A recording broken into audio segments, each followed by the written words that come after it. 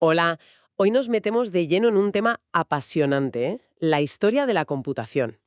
Vamos a hacer un viaje desde esas primeras ideas, casi sueños de máquinas calculadoras, hasta, bueno, hasta la tecnología que nos rodea hoy por todas partes. Tenemos un material estupendo que repasa los hitos, los nombres clave y cómo han ido evolucionando el hardware y el software, que van de la mano, claro. La idea es sacar el jugo a todo esto, ¿no? Entender las conexiones, a veces no tan obvias, y ver cómo hemos llegado hasta aquí. Vale, vamos a empezar a desgranar esto. Hay un contraste que se menciona en las fuentes que es brutal, la verdad. Piensa, 1642, Pascal inventa la pascalina, una calculadora mecánica con ruedecitas y tal. ¿Sí? Y de repente, ¡pum!, salto de 300 años, 1946, y tienes el ENIAC, electrónico, ocupando una sala que ni te cuento, capaz de hacer cálculos complejísimos. Es que es otro mundo. Totalmente. Y lo fascinante ahí, yo creo, más allá del salto tecnológico en sí, que ya es enorme, es la aceleración. O sea, pasamos siglos con avances pequeñitos en cálculo mecánico y de golpe, en unas pocas décadas, la electrónica lo revienta todo. Ajá. Es como el pistoletazo de salida para una curva exponencial que, bueno, que es lo que define toda esta historia, ¿no? Sobre todo en cómo el hardware se hace más potente y, muy importante, más pequeño, cada vez más pequeño. Y también es clave entender desde ya esa especie de baile entre hardware y software. Es que no puedes hablar de uno sin el otro. Los avances en los hierros permitían nuevas formas de programar, Claro. y las nuevas ideas de software empujaban para que el hardware pudiera hacer más cosas. Vamos a ver esa relación todo el tiempo. Pues empecemos por lo tangible, por el hardware. Después de Pascal, claro, las fuentes se detienen mucho en Charles Babbage, siglo XIX, y su máquina analítica. Un visionario. Totalmente. Aunque nunca llegó a construirla del todo, la idea era, bueno, una máquina mecánica que se podía programar. En 1822, eso era ciencia ficción casi. Pero como decías tú, la chispa de verdad fue la electrónica. Babbage fue, un adelantado a su tiempo, sentó las bases conceptuales, sin duda. Pero para llevarlo a la práctica hacía falta la electrónica. El ENIAC, en el 46, con sus miles y miles de válvulas de vacío, ese fue el punto de inflexión. Ujú. Era un monstruo, ¿eh? Consumía una barbaridad de electricidad y programarlo era casi mover cables, literalmente. Pero demostró que se podía hacer computación electrónica digital a gran escala. El problema, claro, es que esas válvulas eran un rollo. Frágiles, daban un calor tremendo, enormes. Y aquí es donde la cosa se pone interesante de verdad, ¿no? Porque hacía falta algo mejor. Y entonces llega el transistor, a mediados del siglo XX. Las fuentes lo dicen claro. Esto no fue solo mejorar un poco, fue una revolución silenciosa. Precisamente. El transistor hacía lo mismo que la válvula, controlar el flujo de electricidad. Pero era diminuto, consumía poquísimo y era muchísimo más fiable. Y esto permitió que los ordenadores pasaran de ser bichos únicos en laboratorios a máquinas que, aunque todavía eran grandes, ojo, ya podían empezar a venderse, a usarse de forma más práctica. Ajá. Piensa en el IBM 701 que mencionan, de 1951. Fue como el primer computador comercial. Todavía usaba válvulas, pero ya se veía que había un mercado ahí. El transistor lo que hizo fue acelerar esa tendencia de forma brutal. De repente la computación podía salir de las universidades y los centros militares. Entiendo. Entonces el transistor no solo hizo las cosas más pequeñas, sino que empezó a democratizar el acceso, ¿no? Aunque fuera primero para grandes empresas y gobiernos, claro. Eso es. Y casi seguido la cosa siguió apretando el acelerador con los circuitos integrados en los 60, ¿verdad? Eso de meter muchos transistores juntos en un solo chip. Exacto. El circuito integrado es como la siguiente vuelta de tuerca en miniaturización y abstracción, podríamos decir. Ya no conectas transistores sueltos. Conectas un chip que lleva dentro miles de ellos. Vaya. Esto llevó a lo que llamaron minicomputadoras, máquinas ya más asequibles que sí llegaron a universidades más pequeñas, a empresas medianas. Y eso preparó el terreno para el golpe final, digamos, el microprocesador. El famosísimo Intel 4004 de 1971. Toda la unidad central de proceso, la CPU, en un único chip.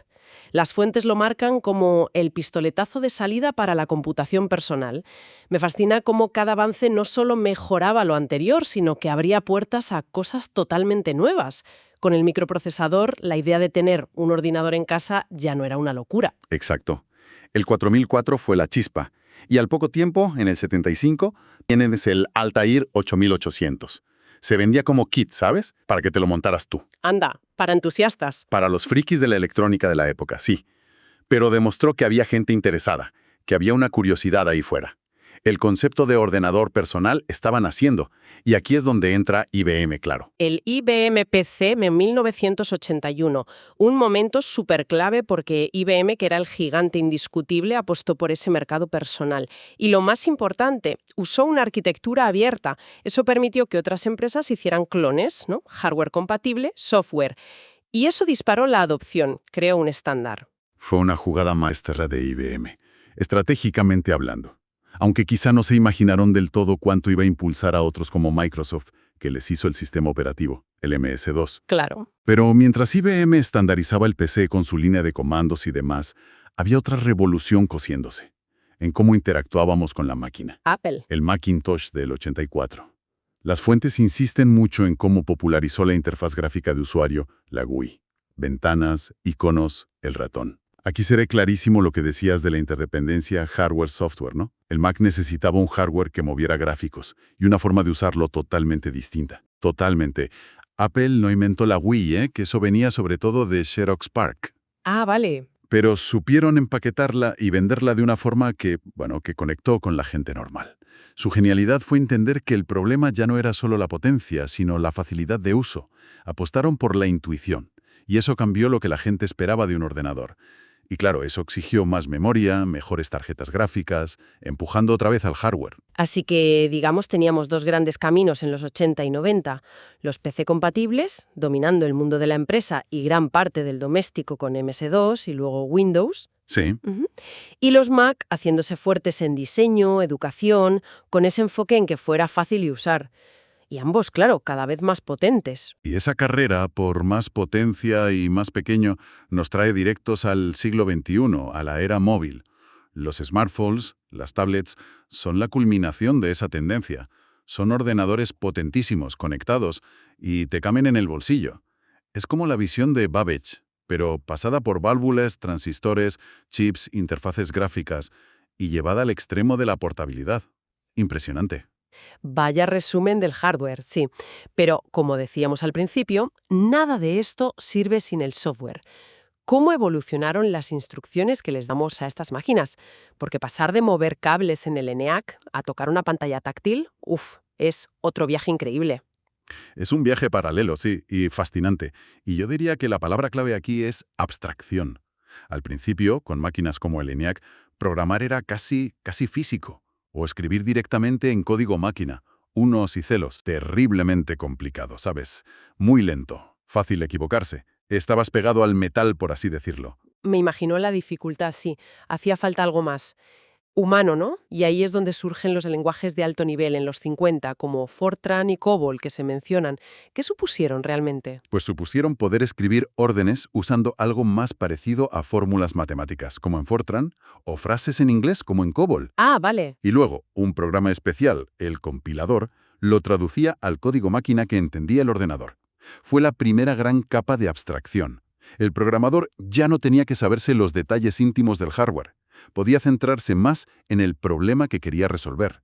Y esto disparó la creación de software útil para la ciencia, para los negocios, en esas primeras máquinas comerciales. Vale, lenguajes más fáciles para escribir programas. Pero gestionar la propia máquina, la memoria, el disco, todo eso seguía siendo complicado, imagino. Supongo que aquí es donde entran los sistemas operativos. Las fuentes destacan mucho a Unix, en los 60. Unix fue absolutamente fundamental. No fue el primero, pero su diseño era muy elegante. Herramientas pequeñas que hacían una cosa bien y se podían combinar. Y muy importante, era portable. Se podía adaptar a diferentes tipos de hardware. Ajá. Creó como una capa por encima del hardware que gestionaba los recursos y daba un entorno estable para que corrieran los programas. Simplificó muchísimo el desarrollo. Muchas ideas de Unix siguen vivas hoy. En Linux, en macOS, incluso indirectamente en Windows. Fue muy influyente. Entendido. El sistema operativo como el director de orquesta invisible, digamos. Y sobre esa base más sólida siguieron saliendo lenguajes nuevos. Se mencionan C en los 70, C++ en los 80, Java en los 90. ¿Qué aportaba cada uno? Pues cada uno ofrecía un equilibrio distinto entre control, potencia y facilidad.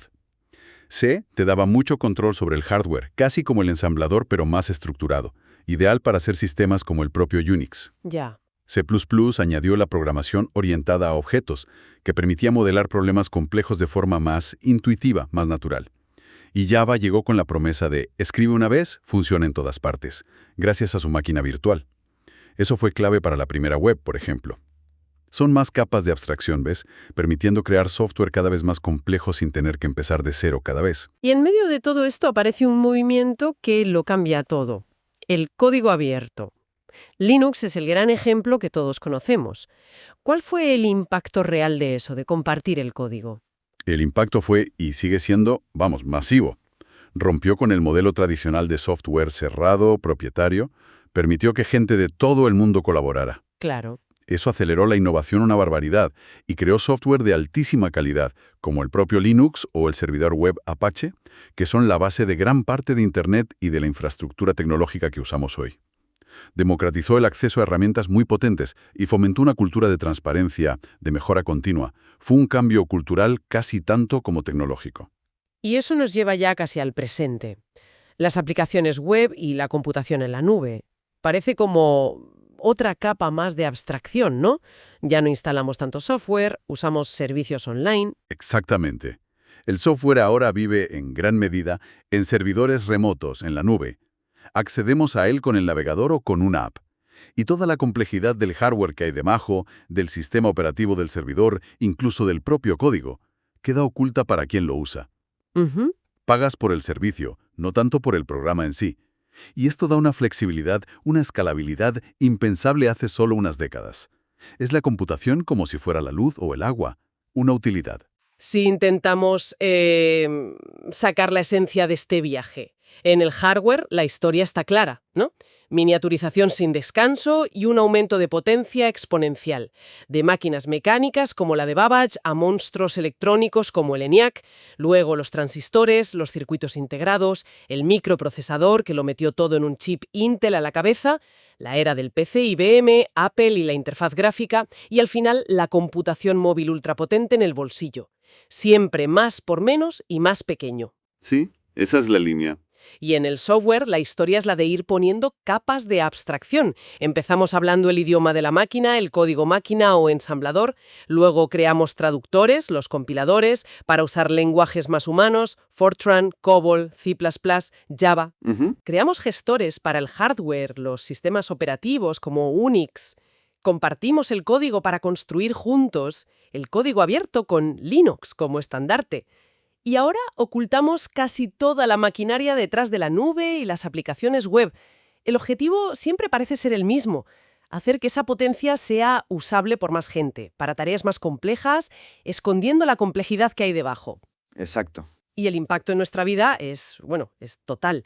Esta historia es como el andamio invisible de la sociedad moderna.